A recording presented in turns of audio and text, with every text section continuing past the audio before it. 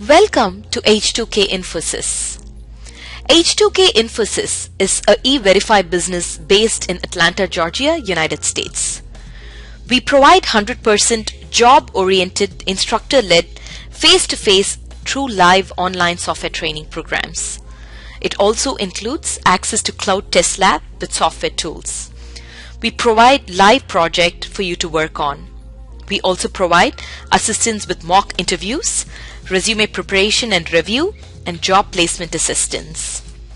H2K Infosys is trusted by so many students across the world.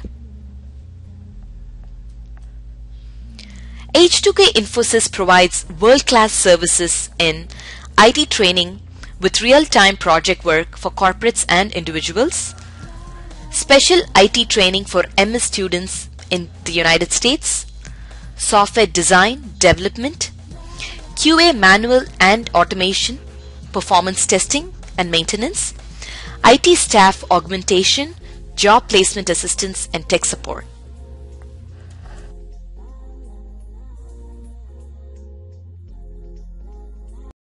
So the client can use any kind of technology, and the server also he has the capability of using any kind of technology. But before web services, in what way two different systems are used to communicate? So what kind of technology that those guys have used? Normally within a project, let us say within a project we have two modules and we want the interaction between two different systems. Here there is no point of client or server, it is just between two different modules.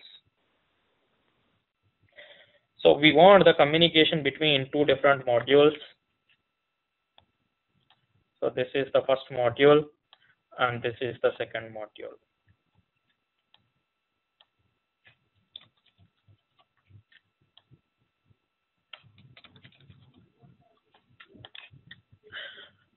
To have the communication between these two guys, let us say both are using the same application server.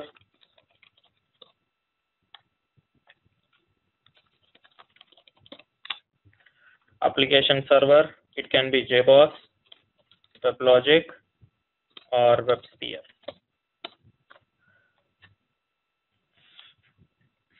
Before that, did you guys configure the JBoss application server with respect to your Eclipse?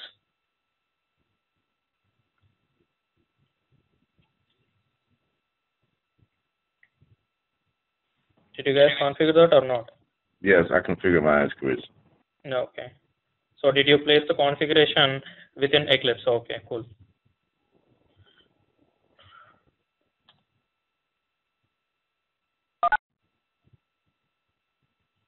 Should we add its jar file to its build path? No need to add any jar files. Just like how you have configured Tomcat, in the same way, you are supposed to configure JBoss also within your Eclipse. Just go to servers. Once you have downloaded JBoss, just extract that to some folder. It will show you I'm showing the extracted files here. Once after that, right click on the servers tab, click on new server. Here under JBoss, select JBoss version 5.0. No issues even though if it is 5.1. Click on next. It will ask you the default properties. Click on next and finally click on finish. That's it. Normally it will ask for you, it will ask the JBoss location. You just need to browse through the folder, the home folder of JBoss, and finally click on finish. It will show you the JBoss server at this location. Just like how you have configured, you just need to configure JBoss. So before starting our JMS,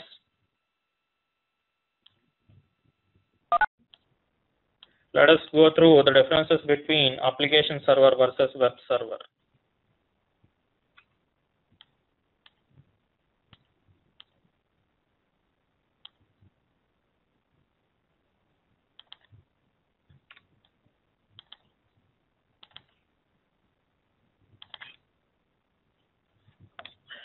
Until now, we are working on web server, nothing but our Tomcat.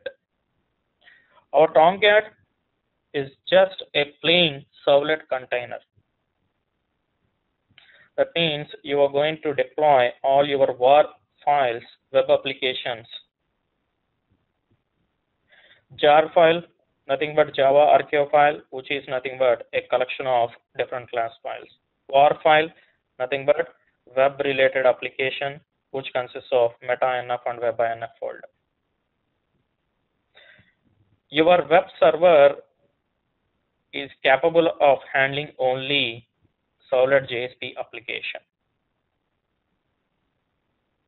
It's not possible to deploy the business-oriented applications like EJB applications onto your web server. Your web server won't handle EJB-related stuff. EJBs require its own container, EJB container, because some of the service information or the configuration was supported by the container only. But your web container, just like your Tomcat container, it won't handle EJBs. For EJBs, it requires an additional container, which is EJB container. Here you are seeing the application server components.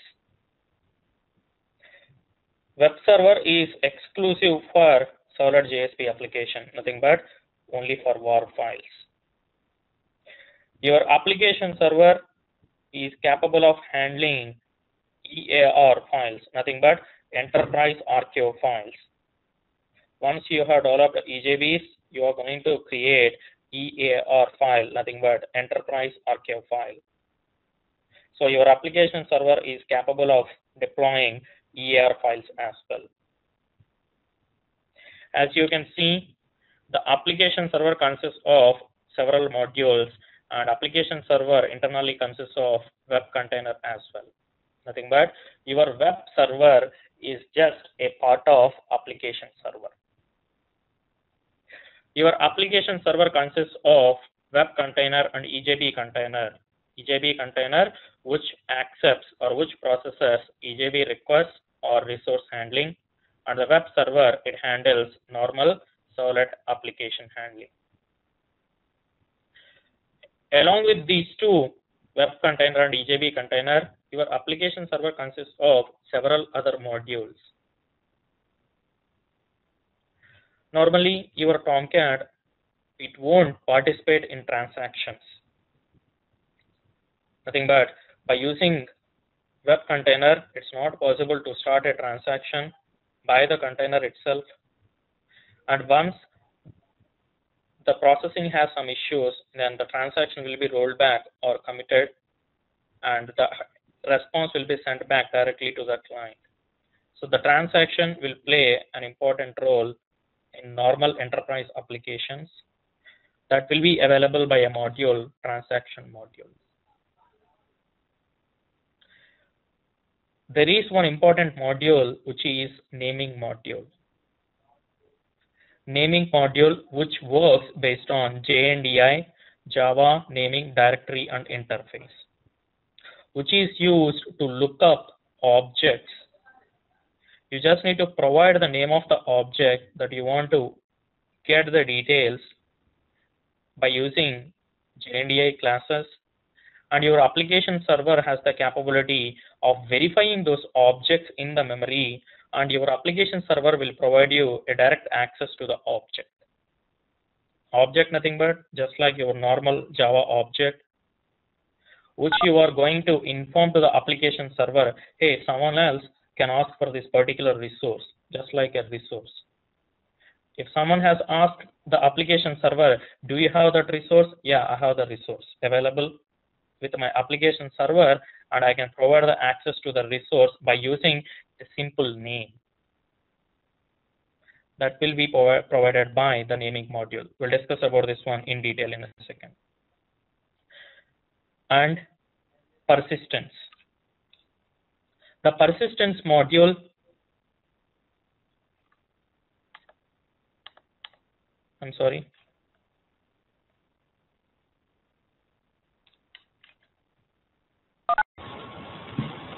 Do you guys have any issues in hearing my voice?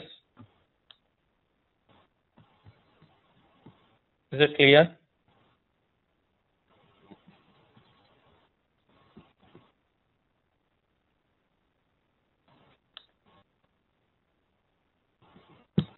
Okay.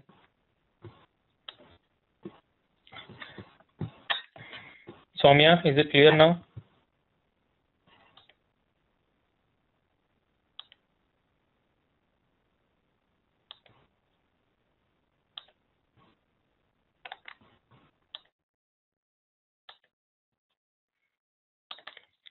The persistence module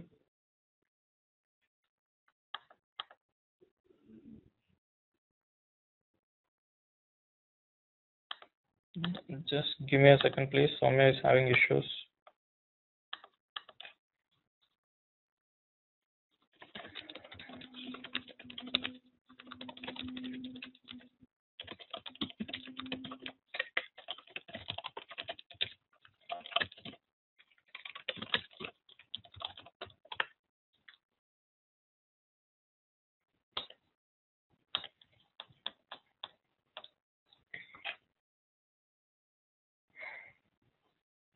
Okay. Come back to the next module, persistence module. If you guys remember, when we are discussing the Hibernate or the JDBC, we have mentioned that it's not possible to create a simple connection each and every time to the database because it requires network resources and the connection to other streams and underlying CPU calls. So we have mentioned that we can create a pool of connections and we can ask the pool to provide a connection, and once after our work has completed, we can return the connection back to the pool.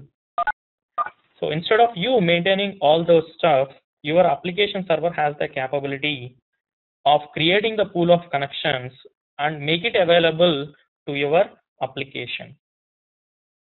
So you are going to configure all the details on the application server itself, and the application server during the startup, it will create the number of connections, whatever that you want. Let us say if you want 50 connections, it will create 50 connections and make it available.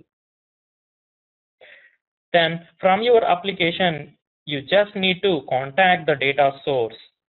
Data source, this is also one more way to access the database. Previously, we have seen loading of the class and driver manager. The other way is by using data source. Data source, you are going to ask the data source to provide the connection. Data source configuration details will be specified at the application server itself. One more advantage with this particular approach, see, let us say you are moving from testing environment to production environment. If you have configured the details of database within your application, then you are supposed to change the details, or else at least you need to change the properties file to get the updated details of database, because you are not going to use the same database with the QA and production. So with application server configuration, you can easily configure the details without affecting your normal application. The next one, messaging. Messaging, it is purely based on JMS communication, Java messaging communication. JMS is just like a spec. So each and every application server, either JBoss, WebSphere, or WebLogic, they are supposed to implement the JMS provider, and from the application server side, they are going to provide access to the JMS provider, and you can contact the JMS provider for messages sending back and forth. Java mail. You can connect to Java mail by using SMTP protocol, and you have the access of enabling that also within your application server. Monitoring. Once you have developed your application and once you have deployed our application onto the application server, normally we just want to verify how our application is performing, or how our server is capable of handling the requests and responses or not, or what are the transactions that are going to handle per second. So such type of stuff, if you want to verify, then you can just attach the external monitoring tools to your application server, and you can easily monitor the server performance. Finally, the deployment module. Until now, we are deploying the applications by using our Eclipse, and our Eclipse is directly placing the WAR file or the exploded files into web apps. When you move to production or QA environment, you don't have Eclipse, and you are supposed to create the WAR file or EAR file, and you are supposed to deploy the application onto the server. That will be done by using deployment module. So your web server, it won't provide all these services. These are all services, and your web server, it just acts as a HTTP request and response protocol handler. But your application server, it can handle any kind of protocol, and it is not only for HTTP protocol, it can handle business-to-business communication as well, and also used for enterprise applications handling. One more advantage with application server is, see, let us say your application was supposed to handle 100 transactions per second. If you deploy your application onto a single server, just like your Tomcat web server, it is not at all possible for that to handle 100 transactions per second. Your servlet container won't handle those many threads with a single or within a single transaction. But your application server has the capability of handling that much load, and if you want, you can span any number of servers within your admin server. You have the concept of clustering or the domain server, managed servers. So those kind of stuff are available with respect to your application server. Currently, I have asked you guys to download JBoss 5.1.0, but there is a latest version available, 7.1 also available with your JBoss org. But 5.1.0, it was the configurations, each and everything, it was pretty straightforward, and you can directly do on the console itself. For any kind of application server, it consists of a console to configure all the services. Just now only we have seen all the services. Let me start the JBoss application server, and we'll take a look at that one in a second. So once you have downloaded, extract that one. Your bin folder, it consists of startup and shutdown scripts, and your server will consist of all the different servers that are available, all the different server configurations. Different server configurations, nothing but you have several number of services within your application server. If you want to start all the services, then you can go for all option. If you want to start only minimum, then go for minimal. By default, it will start the server configuration of default folder. If you want to place any kind of external libraries, put them in lib folder, and these will be added during the server startup class path. Inside the bin, you can go for run.bat. Just start the run.bat file.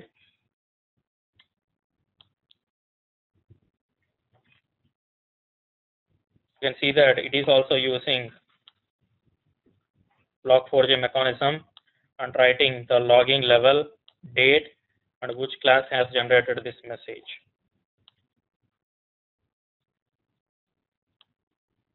On the startup, you can see that JBoss home path. I have set the JBoss home within environment variables. You guys are also supposed to do this. Class path, currently it has used run.jar as the class path. Let's wait until the server has started. Meanwhile, go back to the JBoss forum.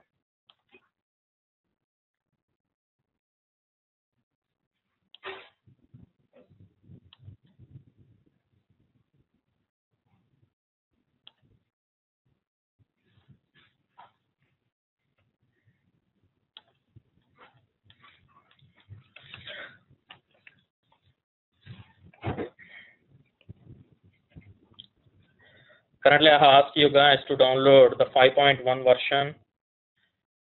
There is a latest version available, 7.0 or 7.1, but the documentation was not available till it is under process only for 7.1 or 7.0. So some of the services configuration they have changed from the scratch, and you need to have the documentation available to configure those services. And second thing is the difference between 5 and 7 is associated with managed server configuration. That means on the top you have a single admin server. On the top you have a single admin server, and you can have several managed servers just like this. Normally this is the clustering or managed server capability. With 5 they don't have this capability, and only after 5 only they have incorporated this. And configuration of the services is somewhat complicated with 7.0. The reason for that is with 5.0 you can configure the services by using a GUI representation. You can just log into the console and you can configure directly. But with 7.0 the configuration is somewhat complicated, and you need to configure all the services by using Windows command prompt, or else you need to write the .xml files on your own. That's the reason I ask you guys to download only 5.1.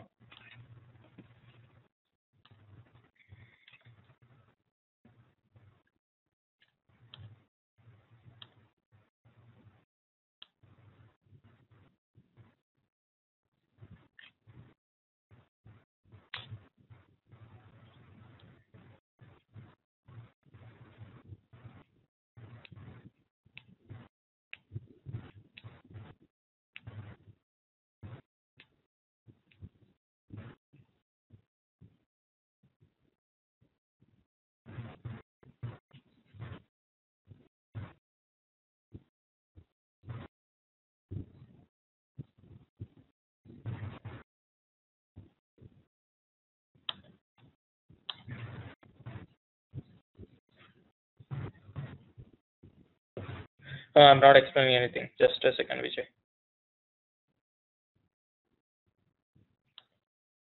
My server is having some issues.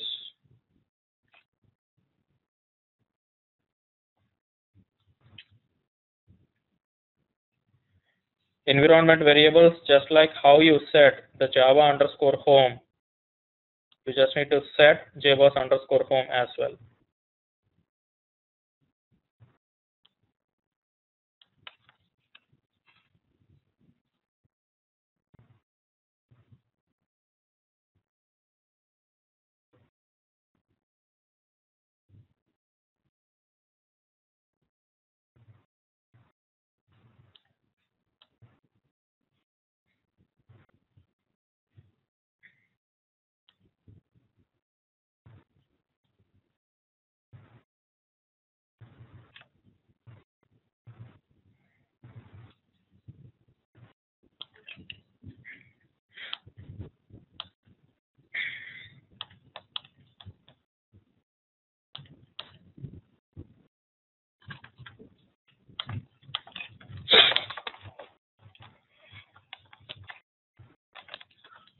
Okay, I'll leave the application server startup, and software will verify whether it has started or not.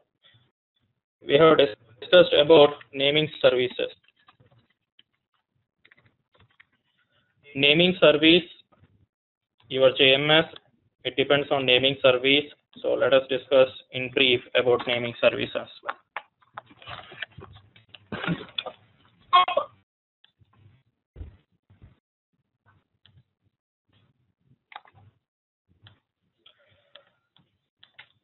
For naming service access, we need to understand about JNDI. JNDI is nothing but Java Naming Directory and Interface. The required classes are available in a package called javax.naming.star. This will consist of all the classes that are required for JNDI access. JNDI is nothing but, as the name suggests, naming and directory interface. Once you have developed any service, see currently we have a lot of services. We have discussed about the data source as well. You are going to configure the data source onto the application server, and how your application will access the data source.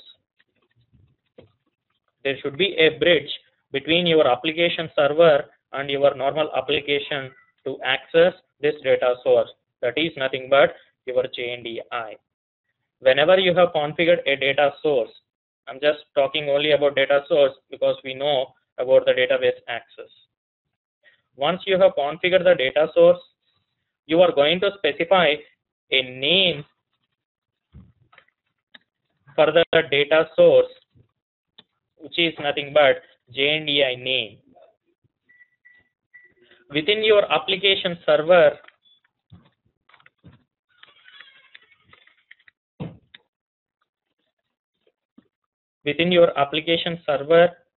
you are going to use that name to access the actual object. So that means you are going to inform to the application server that I want to access or I want to utilize the data source object which is available in application server's memory. So once you have created the data source, your application will take care about registering the data source with the JNDI service. That means for each and every service, it will associate a name. It will associate a name and register with JNDI service or register with application server.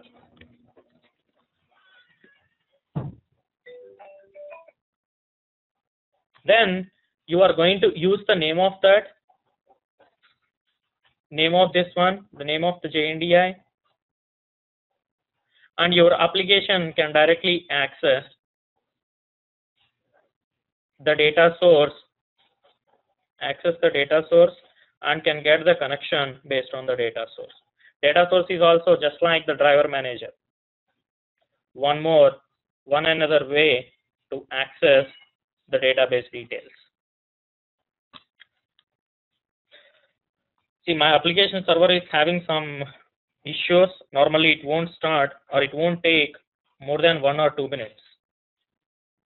So I'm supposed to recreate or download one more time. Previously I have deployed a lot of applications onto the server and changed a lot of configuration. So that's why it is taking so much time. Normally your application server, it should start within 1 or 2 minutes. Once it has started,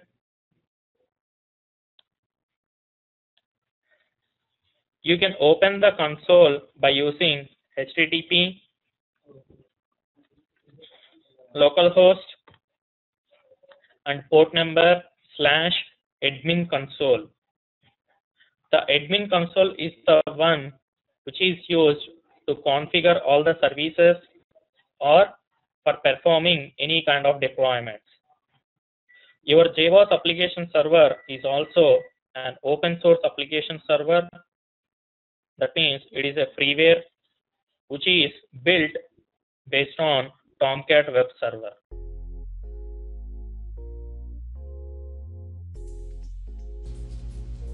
So many of our students have given testimonials on how our training programs are. You will find them on kudzu.com and on our website H2Kinfosys.com. On our website H2Kinfosys.com, you will also find more detailed information on who we are, the courses that we offer, what each course covers. Also, if you're interested in a demo program, please register on our homepage on the left-hand side. Just give us more information about yourself and we will send you a link for a demo class. The demo class is absolutely free. Experience our commitment by just attending an orientation workshop at no cost. Our team of faculty and advisors are here to guide you with the right information.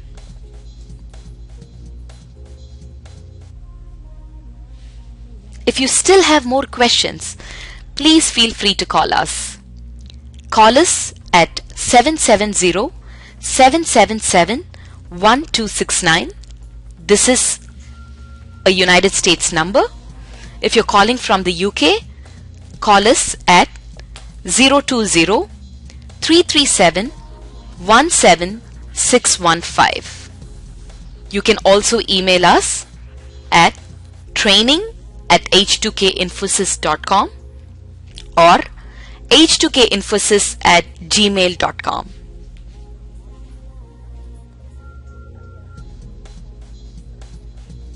Thank you for watching our videos. We wish you a great career in information technology.